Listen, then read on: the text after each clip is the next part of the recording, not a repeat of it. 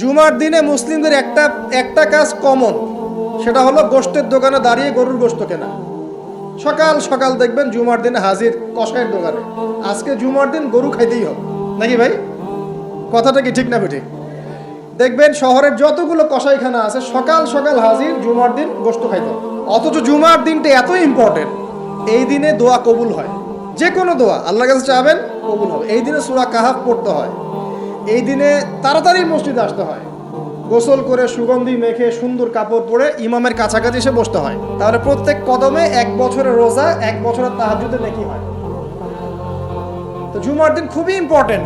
দেখবেন জুমার দিনে কি করে, গরুর গোশত খাবে, খাওয়াই লাগবে, মুরগি খাওয়া তো যাবেই না, সবজি খাওয়া যাবেই না, ঠিক আছে?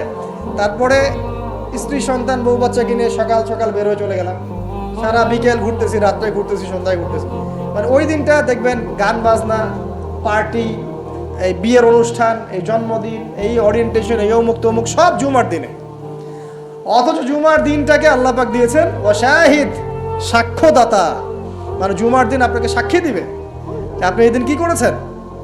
জুমার দিনের কাজগুলো পড়ে নেবেন বই থেকে, আল্লাহ পাক তৌফিক দান করুন, আমিন। ওয়া মাশহুদ, এবং মাশহুদের কসম করছি। মাশহুদ কি?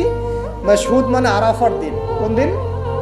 আরাফার দিন। এটা কোন দিন? যুব সমাজকে জিজ্ঞাসা করেন, বলতে পারবে না আরাফার দিন কোন দিন। এখনকার তরুণ প্রজন্ম দেখেন আরাফার দিন কোন দিন বলতে পারবে না।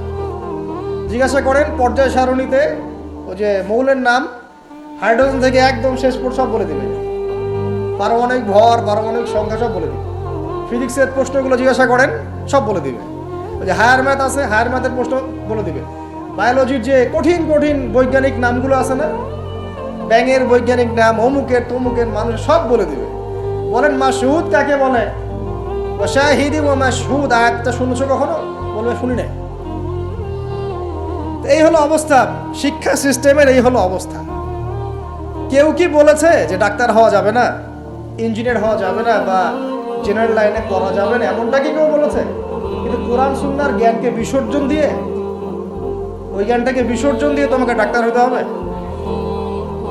আমার তো মাঝে মাঝে মনে হয় যে এইসব সেকশনে এই সায়েন্টিফিক পড়াগুলোর পাশাপাশি মানবিক কিছু পড়াশোনা দেওয়া দরকার। আগে মানুষ বানানো দরকার, কিভাবে পেশেন্টদের সাথে ভালো ব্যবহার করতে হয় শেখানো দরকার, কিভাবে একজন অসুস্থ মানুষের সাথে ভালো বিহেভ করতে হয় শেখানো দরকার। খালি কিভাবে ইনজেকশন পুশ করতে হয় আর কিভাবে ওষুধ দিতে হয় এটুকু শেখানো যথেষ্ট না। এটা বিহেভিয়ার, মানবতা শেখানো দরকার।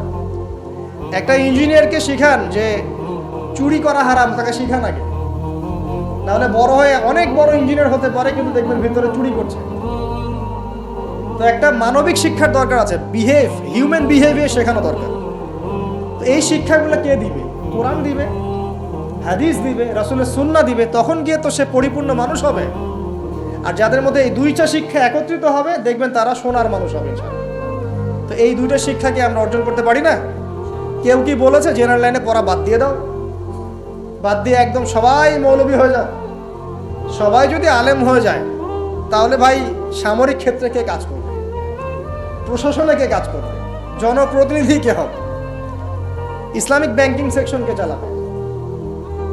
ঠিক আছে না? সব সেকশনে মানুষের প্রয়োজন আছে না?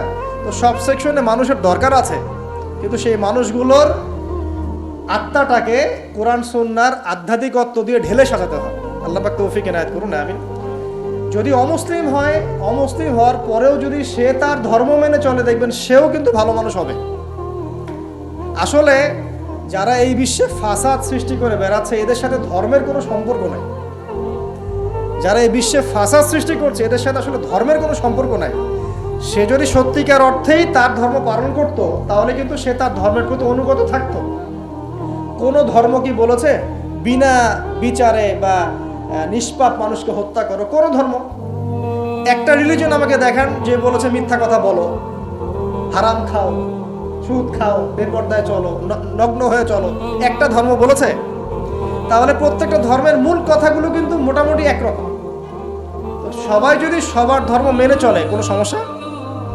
এরপরে যে পড়াশোনা করে দেখবে যে হ্যাঁ ইসলামই চূড়ান্ত রিলিজন, এর মধ্যে সমস্ত বিষয়ের সমাধান আছে, এটা ফাইনাল টেস্টিমেন্ট, তখন সে মুহাম্মদ সাল্লাল্লাহু আলাইহি ওয়াসাল্লামের আনুগত্য করবে, সাক্ষ্য দিবে আশহাদু আল্লা ইলাহা ইল্লাল্লাহ ওয়া আন্না মুহাম্মাদান আবদুহু ওয়া রাসূলুহু, মুসলিম হয়ে যাবে ইনশাআল্লাহ। মুসলিম হলেই, কালিমা পড়লেই একদিন না একদিন সে জান্নাতে যাবে ইনশাআল্লাহ, যদি তার আকীদার মধ্যে শিরক না থাকে, কুফর না থাকে, আমলে বেদাত না থাকে, হারাম রিজিক না থাকে। আল্লাহ পাক আমাদেরকে পরিপূর্ণ মুসলিম হওয়ার তৌফিক এনায়েত করুন, আমিন। এই যে মাশহুদ বলছিলাম, আরাফার দিন, আরাফার দিন নিয়ে আমার স্বতন্ত্র একটা লেকচার আছে, ওইটা দেখে নিয়েন। আরাফার দিনের ফজিলত, এর যে তাৎপর্য, এবং এই দিনে নবী সাল্লাল্লাহু আলাইহি ওয়াসাল্লামের একটা বিদায় হজের ভাষণ আছে, এটা নিয়ে আমি স্বতন্ত্র একটা খুতবা দিয়েছি, শুনে নেবেন ইনশাআল্লাহ।